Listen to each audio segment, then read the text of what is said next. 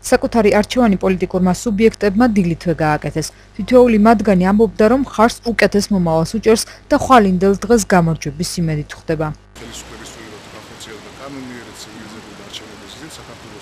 ეწყება ძალიან დიდი აღორძინების ეკითხა და მე იმედს ვიტოვებ, რომ ეს ასე იქნება და საქართველოს შეფრთხილმანი დაფიქსირდება ხელისუფლების კანონიერად შეცვლა. მე პირადად მივეცი ერთიან ძლიერ საქართველოს გაერთიანებულ აქტივობა იმაზე მეტია, ვიდრე თქვა ველოდით, არც ერთ ძველ არჩევნების პერიოდში არ იყო ასეთი აქტივობა. და ჩვენ მივეცით ხმა მრავალპარტიულ პარლამენტს. არჩევნების დღეს აქტიურად იმუშავა გორის მედია ცენტრმა, რომელსაც დემოკრატიული ჩართულობის ცენტრის ოფისი დაეთმო. პოლიტიკოსებთან ერთად მთელი დღის განმავლობაში ბრიფინგებს აწყობდნენ დამკვირვებლებიც და მედიას ამა თუ იმ უბანზე დაფიქსირებული დარღვევების ფაქტებს აცნობდნენ. 7 ბიულეტენზე წინასწარ იყო მოხაზული 5 ნომარი.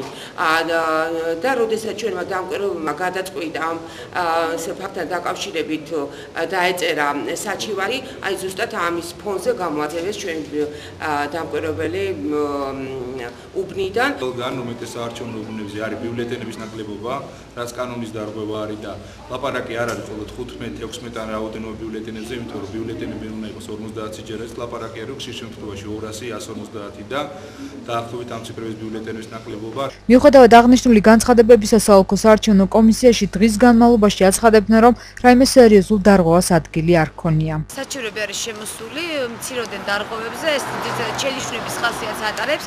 საკითხები აღმოფხვრული ადგილზევე საუკუნის არჩევნო კომისიებში დიდი და მნიშვნელოვანი დარღვევებს ადგილი არ აქვს. გორში ყველაზე დიდი აქტივობით დევნილთა ჩასახლებებს გამოარჩევდნენ, სადაც შუა დღისთვის ამ მომრჩეველთა ნახევარზე მეც უკვე გაკეთებული ჰქონდა საკუთარი არჩევანი. აქტივობა ძალიან კარგია.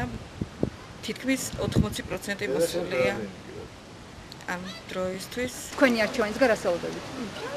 მშვიდობას, სიკეთეს და განხარებას. დასრულებამდე ყველაფერს სიკეთეს კარგს. დემოკრატიულად ჩატარდა და ყველაფერი კარგად იქნება. 21 საათისთვის მას შემდეგ, რაც ეგზიტ-პოლების შედეგები გამოქვეყნდა, ნაციონალურმა მოძრაობამ არჩევნების დღეს პირველი კომენტარი გააკეთა. გამოცხადებული ეგზიტ-პოლების შედეგები სავარაუდო ჩვენთვის აბსოლუტურად მისაღებია. შიდა ქართლის მონაცემებს რაც შეეხება, ეს მონაცემიც აბსოლუტურად მისაღებია ჩვენთვის, მიუხედავად იმისა, რომ რამდენიმე უბანის სავარაუდო მონაცემი ჯერ კიდევ არ ვიცით, თუმცა ოპტიმისტურად ვარ განწყობილები და დარწმუნებული ვარ, რომ ეს შედეგი იქნება, რასაც ნაციონალური მოძრაობა მოელის. პარალელურად კი ქართული ოცნების აქტივისტები პრეზიდენტის განცხადებას ადგილობრივ შტაბთან დამონტაჟებული მონიტორიდან ისმენდნენ. ქართული ოცნების კოალიცია პირველადი მონაცემების გამოქვეყნებისთანავე ქართულმა ოცნებამ ქუჩებში საზეიმო მსვლელობა მოაწყო. ამ ფონზე კი ვითარება დაიძაბა ხაშურის რამდენიმე უბანზე. მისაცემად უბანზე 600 აიღო ოცნებამ, არ დალუქეს, ოქმი არ შეადგინეს, დაურეკეს და იმიტომ აშინებდნენ და გვაშინებდნენ. მეცხრად რომ შემოვიდა, რა ხდებოდა უბანზე? დაიღეს 5. 5 წაიღეს კი, ხელი მოაწერინეს და წაიღეს. სპეცდანიშნულების რაზმის წარმომადგენლების მიერ გატანილი 5 არამხოლოდ კამერებმა დააფიქსირეს, არამედ მოსახლეობამაც საკუთარი თვალით საჯაროდ იხილა. არაერთი გასროლა დაფიქსირდა.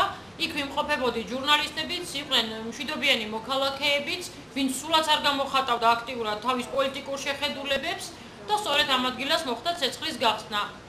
ჩვენ ჟურნალისტებმა შემდგომში მოვიძიეთ მასრები, რომელიც ძირს იყო დაყრილი და იყო ჩვეულებრივი ცეცხლსასროლი იარაღიდან 12 კალიბრიანი მასრებიც და ასევე გაზის იარაღიდან ნასროლი მასრებით. ხაშურში საკუთარი ხმების დასაცავად მოსახლეობის გარკვეული ნაწილი ქუჩაში გამოვიდა და რამდენიმე დღის განმავლობაში ნაციონალური მოძრაობის კანდიდატის გამარჯვებას აპროტესტებდა. ეს საკითხი ცესკოში ჯერ კიდევ განხილვის საგანია.